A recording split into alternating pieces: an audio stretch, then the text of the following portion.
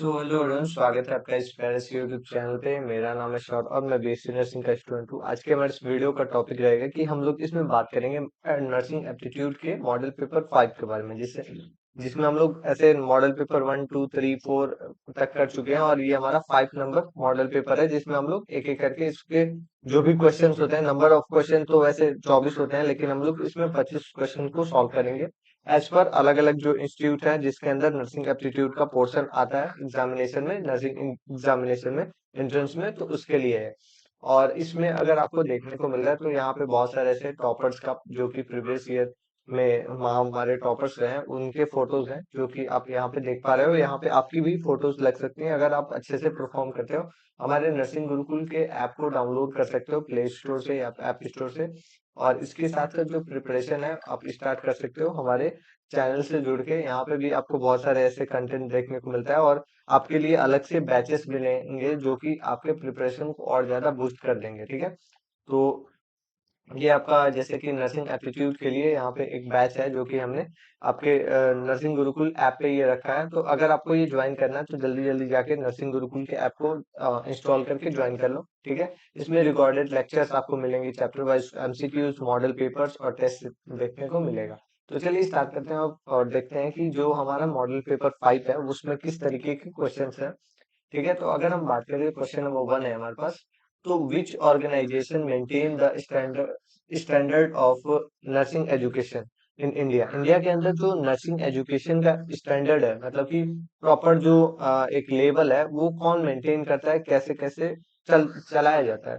अगर हम ऑर्गेनाइजेशन की बात करें तो इसमें क्या है, तो डब्ल्यू एच ओ क्या है, वर्ल्ड हेल्थ ऑर्गेनाइजेशन। जो भी हमारे डिजीज है या फिर कुछ भी अगर हो रहा है वर्ल्ड लेवल पे जिसको देखा जाता है, जैसे कि हम अगर देखें ट्राइकोमा जो है वो वर्ल्ड हेल्थ ऑर्गेनाइजेशन द्वारा ऐसे बोला जाता है कि इंडिया के अंदर इरिडिकेट हो गया, मतलब कि खत्म हो गया पूरी तरीके से, ट्राइकोमा के एक भी केसेस नहीं है। तो ये डब्ल्यू जो है एक ऑर्गेनाइजेशन है जो कि वर्ल्ड वाइड ऐसे हेल्थ को देखता है, तो इसको हम लोग बोलते हैं आईएनसी है। आईएनसी क्या है, तो Indian nursing council. Indian nursing council क्या है, तो इंडिया के अंदर जो भी हमारे नर्सिंग एजुकेशन है, प्रैक्टिस है, या फिर हमारा जो भी सिलेबस पैटर्न है, एग्जाम कब होगा, या फिर अलग अलग जो भी क्राइटेरिया है जो कि नर्सिंग से रिलेटेड है, कोर्सेज कितना होंगे, एमएससी हो गया, बीएससी हो गया, पीएचडी हो गया, एएनएम हो गया, जीएनएम हो गया, या फिर ऐसे पोस्ट बेसिक बीएससी नर्सिंग हो गया। तो ये सब कुछ हमारे इंडियन नर्सिंग काउंसिल में आता है, जो कि हमारा बी नंबर राइट आंसर होगा।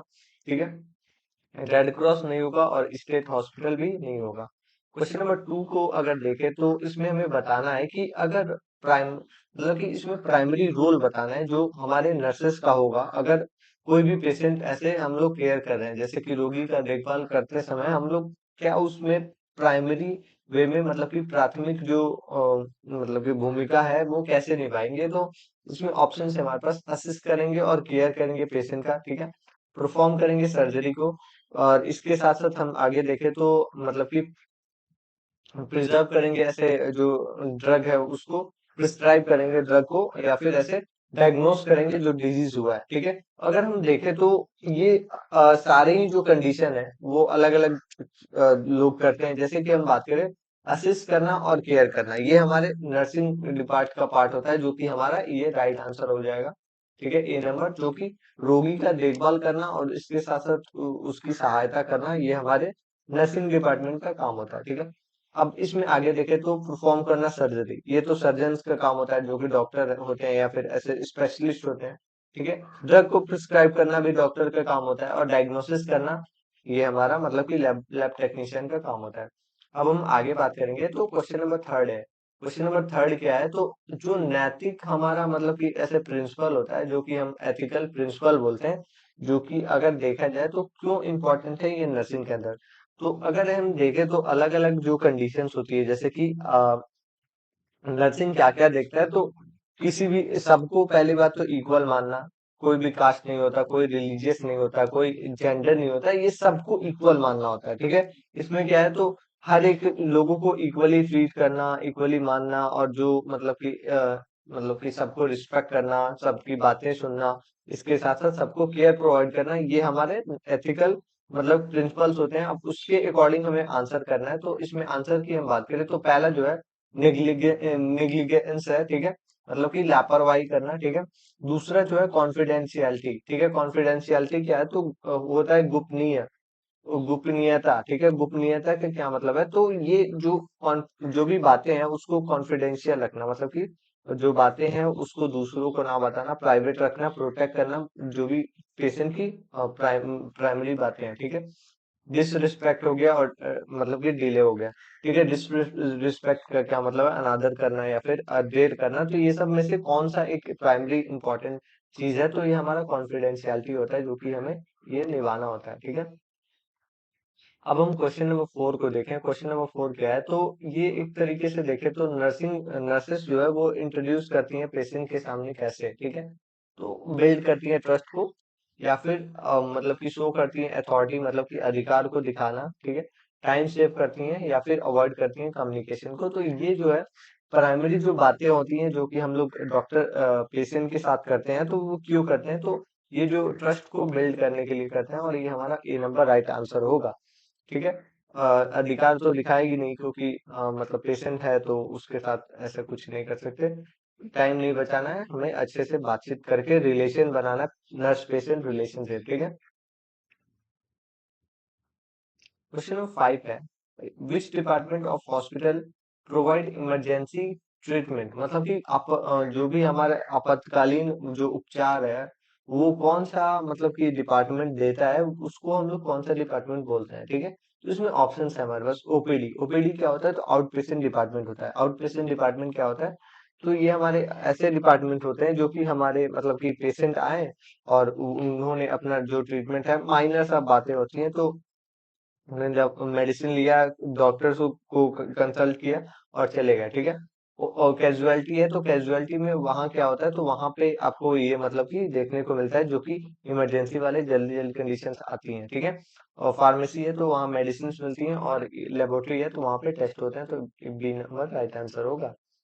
क्वेश्चन नंबर 6 है हमारे पास, कौन सा स्पेशलिटी होती है हमारे किडनी डिजीज के लिए। किडनी डिजीज की हम बात करें तो इसको हम लोग ऐसे मान सकते हो कि जो किडनी है उसका जो बेसिक फंक्शनल स्ट्रक्चर होता है वो नेफ्रॉन होता है। नेफ्रॉन से क्या होता है, तो नेफ्रो ले लो, और नेफ्रो इससे जुड़ा हुआ जो भी वर्ड दिखे उसको टिक कर दो, जैसे कि हमारे पास कार्डियोलॉजिस्ट है, न्यूरोलॉजिस्ट है, नेफ्रोलॉजिस्ट है, और डर्मेटोलॉजिस्ट है, तो इसमें हमारा क्या होगा, तो ये हमारा nephrologist C number right answer होगा। अब ऐसे ही दूसरे आप देख सकते हो, कार्डियोलॉजिस्ट मतलब कि कार्डियक मसल, कार्डियक मसल कहाँ होता है, तो हमारे हार्ट में होता है, तो हार्ट के स्पेशलिस्ट को हम लोग कार्डियोलॉजिस्ट बोलेंगे।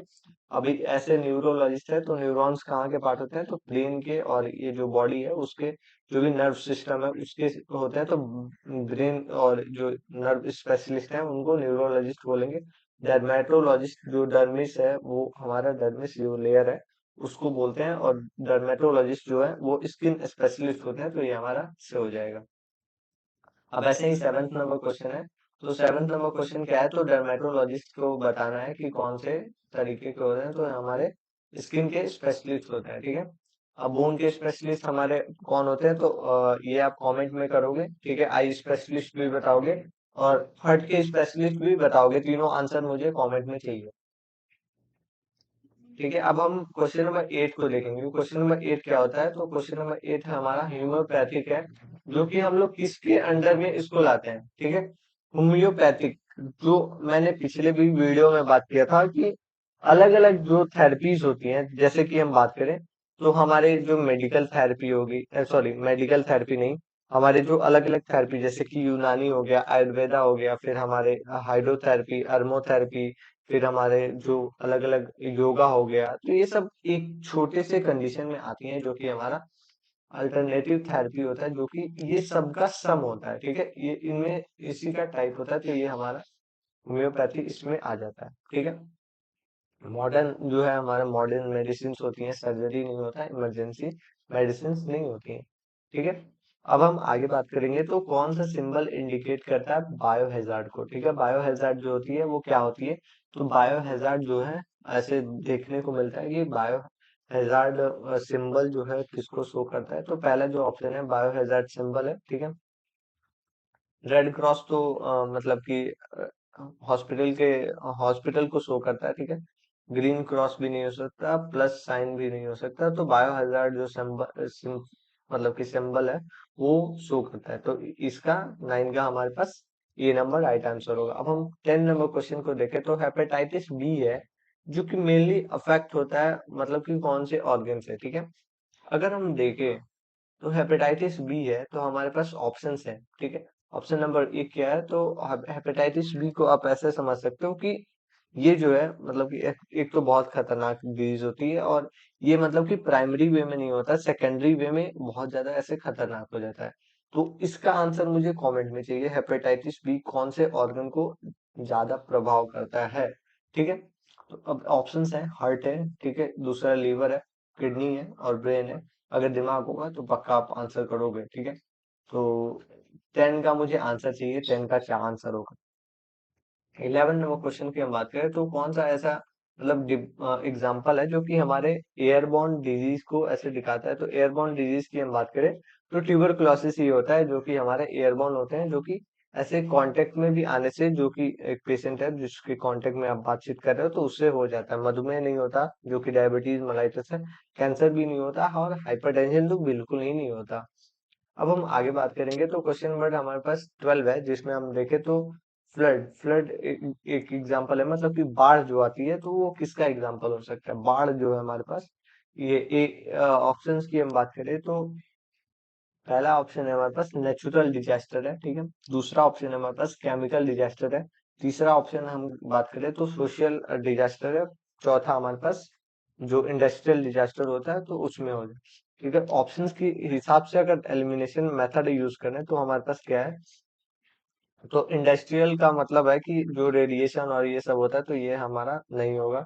सोशल तो बिल्कुल नहीं होगा। और अगर हम देखें तो केमिकल कभी कभी ही हो सकता है और नहीं भी हो सकता है, तो ये हमारा नहीं होगा। राइट आंसर क्या होगा, तो हमारा ये नंबर राइट आंसर होगा। अब हम आगे बात करेंगे तो हमारा नेक्स्ट जो क्वेश्चन है वो 13 नंबर क्वेश्चन है, जो कि हम देखें फेंटिंग फेंटिंग के टाइम पे फर्स्ट एड, मतलब कि आपके अगर बेहोशी आ रही है, चक्कर आ रहा है आपको, तो उस समय पे प्राइमरी जो उपचार होगा, प्राथमिक जो उपचार होगा, आप क्या दोगे एक पेशेंट को, ठीक है। ऑप्शन की हम बात करेंगे तो जो पेशेंट है उसको सीधा लेटा दोगे, ठीक है, या फिर पेशेंट को ऐसे दौड़ने के लिए बोलोगे, ठीक है। तीसरा हम देखें तो हैवी फूड अब बोलोगे या फिर इग्नोर करोगे, ठीक है। इसमें अगर ऑप्शंस की हम बात करें, ऑप्शंस की हम बात करें तो आपको कौन सा सही लग रहा है, तो इसमें लेटाना ही सही है, क्योंकि वो चक्कर खा के कभी भी गिर सकता है तो उसको चोट लग सकती है, ठीक है। उसको दौड़ा नहीं सकते क्योंकि वो चक्कर आ रहा है तो भाई सर भी फूट सकती है। खाना तो दे ही नहीं सकते और ज्यादा नींद आने लगेगा। इग्नोर भी नहीं कर सकते हैं, ठीक है। अब हम सीपीआर देखेंगे। सीपीआर जो है हमारे पास 14 नंबर क्वेश्चन है। सीपीआर क्या होता है, तो कार्डियो पल्मोनरी रिसस्टेशन। जैसे कि अगर देखें तो जो पेशेंट है, पेशेंट का अगर मतलब कि रेस्पिरेटरी रेट कम है, या फिर सॉरी कम नहीं है, ऐसे कभी बंद हो जाता है, तो उस समय पे हम लोग जो रिसस्टिटेशन मतलब कि जो ऐसे दोबारा रिबाउंड करने के लिए करते हैं, जैसे कि प्रेस करना, चेस्ट के ऊपर प्रेस प्रेस करके उसको बचाने को हम लोग मतलब कि कार्डियो पल्मोनरी रिसस्टिटेशन प्रोसीजर जो होती है उससे हम लोग बचाते हैं। और ये हमारा ये नंबर राइट आंसर होगा, जो कि हम अगर देखें तो ये नंबर होगा, ठीक है। अब हम आगे बात करें तो 15 नंबर क्वेश्चन है, ठीक है। तो 15 नंबर क्वेश्चन क्या है, तो नेल हाइजीन जो होती है वो प्रिवेंट करता है। नेल हाइजीन क्या है, तो नेल हाइजीन नाखून का जो स्वच्छता है कैसे बचाता है।